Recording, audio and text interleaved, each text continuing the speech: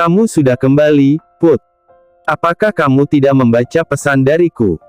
Tanya Amira saat menyadari kehadiran Puput di kamarnya.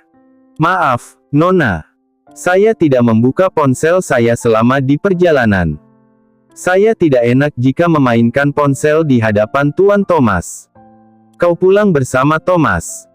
Tanya Amira lagi sambil menggendong Bella. Iya, Nona. Tuan Thomas mengantar saya sampai depan gerbang, lalu beliau kembali melanjutkan perjalanan menemui Nona Clarissa, terang Puput. Oh. Amira hanya ria sambil terus mengayun Bella dalam pelukannya, berusaha untuk menidurkannya. Pembicaraan tentang Thomas membuat Puput teringat tentang ekspresi Thomas saat menyebutkan hubungan percintaan sepupu tuannya itu dengan Clarissa. Mendadak rasa penasaran mengusik dirinya. Nona, apakah Anda tahu jika Tuan Thomas sedang memiliki masalah dalam hubungan percintaannya? Tanya Puput hati-hati. Amira berjengkit, melirik ke arah asistennya itu. Kamu tahu dari mana? Tuan Thomas tadi terlihat sendu saat menceritakan tentang Nona Clarissa. Amira menghela napas panjang, mengingat beberapa waktu yang lalu, Thomas datang ke rumahnya karena menghindari perjodohan. Ya, sepertinya begitu. Thomas dijodohkan oleh wanita pilihan orang tuanya, tapi dia tidak menyukai wanita itu dan kabur kemari, cerita Amira. Puput hanya mengangguk, kini paham kenapa Thomas terlihat begitu nelangsa. Oh ya, Put. Diapers Bella habis, bisakah kamu membelikan untuknya? Tita Amira mengganti topik pembicaraan. Tentu saja, Nona. Saya harus membeli berapa banyak? 8 pack yang paling besar, ingat merek yang seperti biasanya, iya. Cari di berbagai toko hingga kamu bisa mendapatkan merek itu. Bella ruam-ruam jika memakai merek selain itu, Tita Amira lagi. Baik, Nona. Tak ingin menunda-nunda, Puput segera keluar dari rumah untuk membeli pesanan Amira. Saat mobil Puput keluar, 2 orang laki-laki dalam mobil jeep ikut melajukan kendaraannya, mengikuti kemana arah Puput pergi. Kamu yakin dia yang bernama Clarissa? Tanya laki-laki yang dikenal dengan nama Boy. Aku sangat yakin, bukankah kamu melihat sendiri, Tuan Thomas menurunkan wanita itu di rumah ini. Rumah yang sangat besar, itu artinya gadis itu adalah anak orang kaya. Tidak mungkin Tuan Thomas memiliki hubungan dengan gadis biasa, dan dari informasi yang kita dapatkan, wanita bernama Clarissa adalah seorang CEO dari salah satu perusahaan besar, jelas Matteo memberikan analisisnya. Keduanya memang tidak diberikan informasi yang cukup detail tentang Clarissa. Meskipun mereka sudah berusaha mencari tahu identitas Clarissa melalui akun sosial media milik Thomas, tak ada satupun gadis yang disebut sebagai Clarissa. Mau tidak mau keduanya harus menduga-duga untuk mengejar target sasarannya. Lihatlah, dia masuk ke salah satu supermarket. Ucap Boy. Kita tunggu hingga mendapatkan kesempatan yang bagus. Agaknya Puput tidak mendapatkan barang yang dia cari, dia kembali keluar dengan tangan kosong. Terpaksa dia harus pergi ke tempat lain. Puput kembali melajukan kendaraannya, memasuki basement sebuah mall, di mana salah satu supermarket besar ada di dalamnya. Ini saat yang tepat, Boy.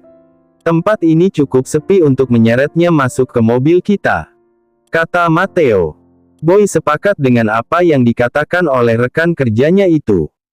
Dia segera turun dan menyergap Puput dari belakang. Sebuah kantung plastik hitam digunakan untuk menutupi kepala Puput saat Puput lengah. Siapa kamu? Apa yang kamu lakukan? Ujar Puput berusaha melepaskan kantung plastik dari kepalanya. Dengan sekali serangan, Puput berhasil dilumpuhkan lalu diseret paksa masuk ke mobil jeep mereka. Dengan gesit, Matteo kembali melajukan kendaraannya. Merasa target buruannya sudah tertangkap, Boy segera melepaskan kantong plastik dari kepala Puput dan tangan yang lain tetap memegangi tangan Puput yang dikunci di belakang punggungnya. Siapa kalian? Apakah kalian orang-orang Brandon lagi? Belum puaskah Brandon merasakan dinginnya penjara Indonesia? Cerca Puput berusaha mencari tahu orang-orang yang sedang membawa dirinya itu. Brandon, apakah kamu juga memiliki seorang musuh, Nona Clarissa? Tanya Boy sambil menyeringai. Ambil fotonya, Boy. Dan kirimkan pada Tuan Kim. Teriak Mateo dari kursi kemudinya. Sedangkan Puput justru mengerutkan keningnya saat salah satu dari mereka memanggilnya dengan sebutan Clarissa. Puput akhirnya sadar jika orang-orang yang bersamanya ini bukan orang suruhan Brandon. Dan dia bisa memastikan jika orang-orang bodoh ini salah menangkap target sasarannya. Belum sempat Puput menjawab pertanyaan salah satu dari mereka, orang yang bernama Boy segera mengambil gambarnya dan mengirimkannya pada Kim. Tak perlu menunggu lama, sebuah pesan masuk diterima oleh Boy sebagai bentuk balasan.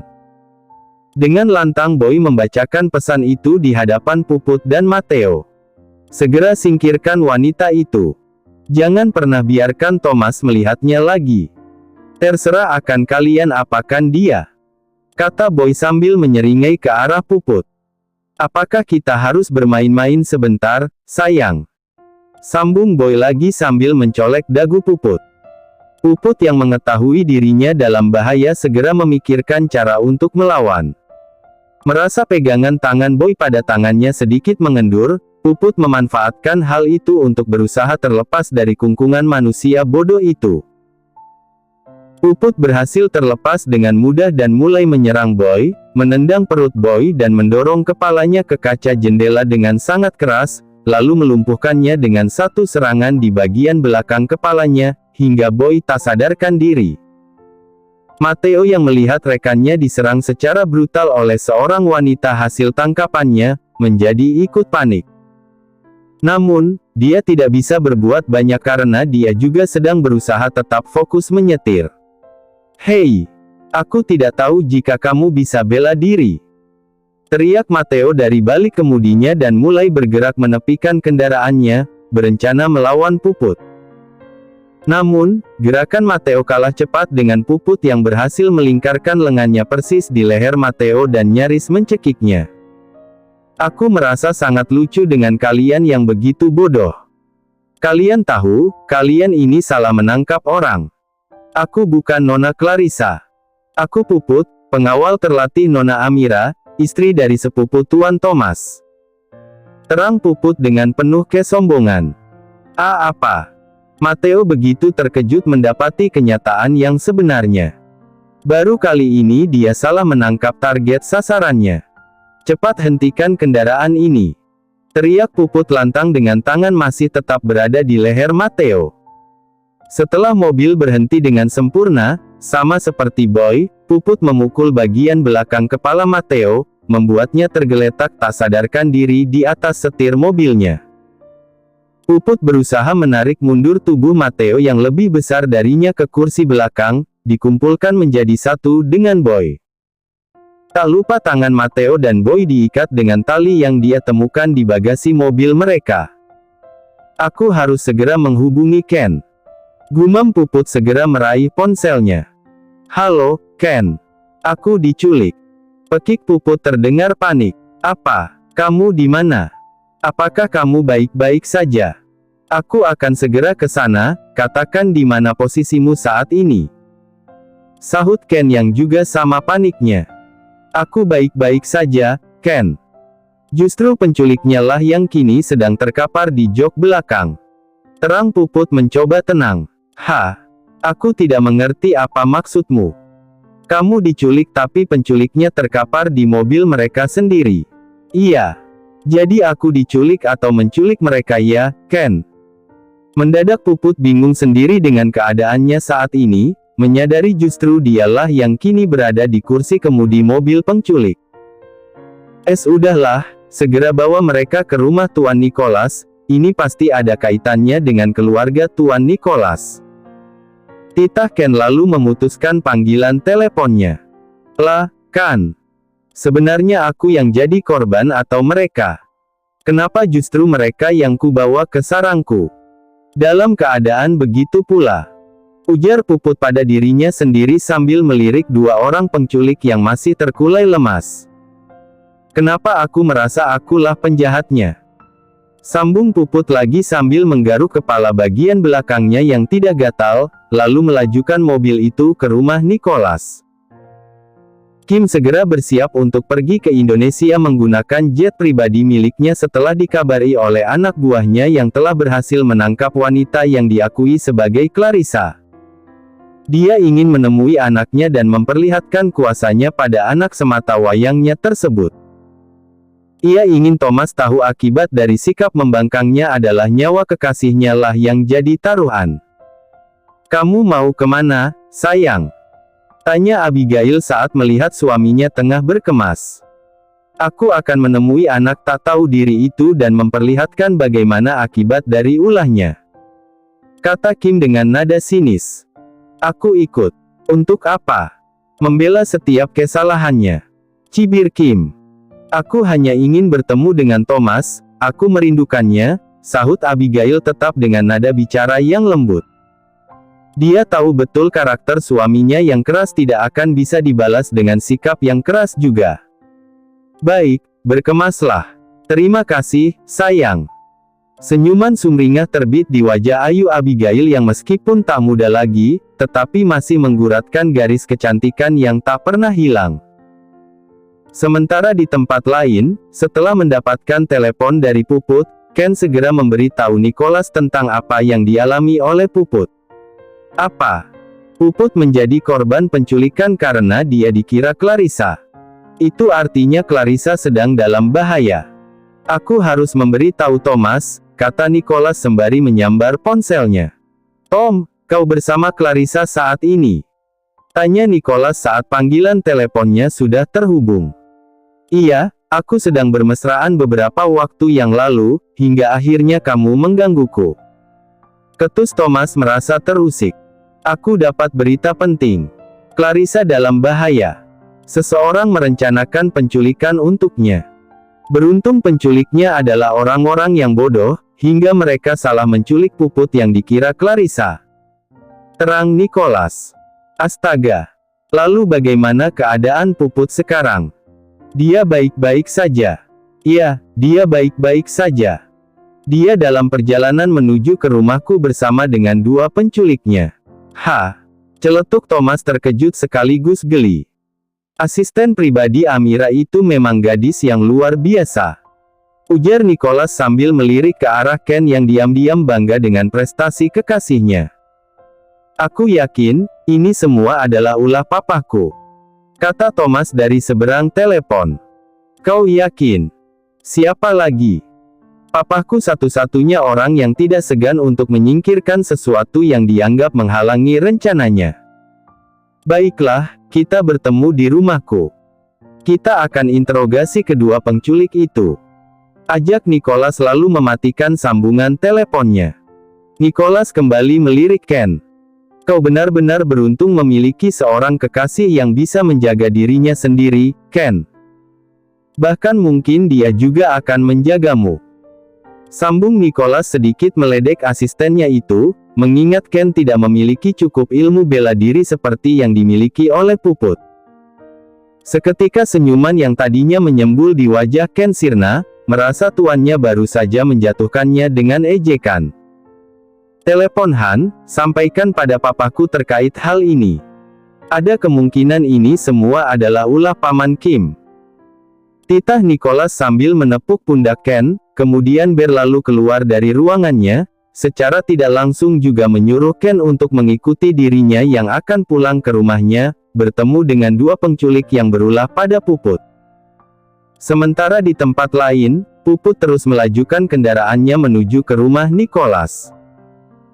Saat dia masuk ke gerbang utama, terlihat Ken yang sudah sampai lebih dulu, segera menyambut kedatangannya, diikuti oleh beberapa pengawal yang lain. "Puput, kau baik-baik saja? Apakah ada yang terluka? Mereka sempat berbuat jahat padamu?" Rentetan pertanyaan mencecar Puput yang baru saja mematikan mesin mobilnya. "Aku baik-baik saja, aku datang ke sini membawa mereka," tunjuk Puput dengan dagunya. Ken mengikuti arah yang ditunjuk Puput dan melihat dua orang laki-laki bertubuh lebih besar dari Puput tengah terkapar di jok bagian belakang. Lalu kembali menatap ke arah kekasihnya lagi. "Kamu yang melakukan semua itu?" tanya Ken setengah tidak percaya. "Ya." Ken segera memeluk tubuh kekasihnya. "Kamu memang hebat, sayang." Puput tersenyum bangga dalam pelukan Ken. Setelahnya, Ken segera melerai pelukannya dan memerintahkan dua pengawal yang ada di belakangnya untuk memboyong tubuh penculik di jok bagian belakang dan memindahkannya ke ruangan yang sudah dipersiapkan sebelumnya untuk interogasi. Puput dan Ken berjalan berdampingan menuju ke dalam rumah, di mana sudah berkumpul Nicholas, Amira, Tony, Han, Thomas, juga Clarissa di sana. "Puput, kau baik-baik saja?" sapa Amira menghambur mendekat, begitu melihat asistennya masuk ke dalam rumah. "Saya baik-baik saja, Nona. Tapi maaf, saya belum sempat membelikan Nona Bella diapers.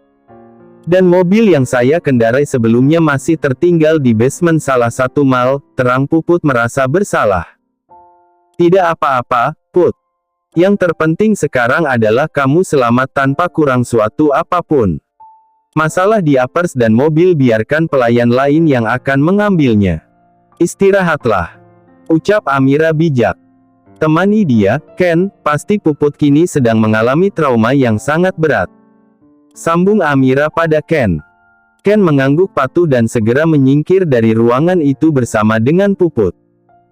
Kini ruangan terlihat begitu hening dan menegangkan. Han yang mengetahui dua orang yang melakukan percobaan penculikan sudah berada di ruangan khusus, ikut menyingkir menuju ke ruangan itu untuk menginterogasi secara langsung penculik yang berulah mengganggu ketentraman anggota keluarga Tony Oscar. Setelah beberapa jam menunggu, Kim yang sebelumnya sudah menghubungi Tony, memberitahukan kedatangannya ke Indonesia, kini sudah tiba. Disambut oleh semua orang yang ada di dalam rumah. "Akhirnya kau sampai juga, Kim. Selamat datang di rumahku," sapa Tony tersenyum ramah, tidak menunjukkan gelagat apapun. "Terima kasih, Kak, atas sambutannya," sahut Kim yang mengira semua orang sengaja berkumpul hanya untuk menyambut kedatangan dirinya dan istrinya. Pandangan Kim segera mengarah pada Thomas dengan pandangan yang tajam dan menusuk. Namun tatapan itu seketika berubah, saat melihat seorang gadis yang sama sekali belum pernah dia temui duduk di sebelah Thomas. Dari gestur tubuhnya menunjukkan gadis itu terlihat sangat akrab dengan Thomas. Kim mengerutkan keningnya, bertanya dalam hatinya, siapa gadis yang ada di sebelah anaknya itu? Tony yang mengetahui pandangan menyelidik yang dilemparkan Kim pada Clarissa segera angkat bicara. "Perkenalkan, Kim, dia adalah Clarissa." Seketika raut wajah keterkejutan terpancar jelas dari wajah Kim. Merasakan ada sesuatu yang salah sedang terjadi. Kenapa wanita di hadapannya ini terlihat berbeda dengan potret wanita yang dikirim oleh anak buahnya? Dan tunggu, bukankah seharusnya wanita bernama Clarissa sudah berhasil diculik? Kenapa dia ada di sini? Mungkinkah anak buahnya salah menculik orang? Rentetan pertanyaan dan kebingungan berkeliaran di otak Kim. "Kau terkejut, Kim, kenapa wanita yang diculik oleh anak buahmu berbeda?" tanya Tony sekali lagi membuat Kim terkejut. Seketika Kim mengalihkan tatapannya ke arah kakak iparnya dengan penuh keterkejutan. "Kau tahu semuanya?"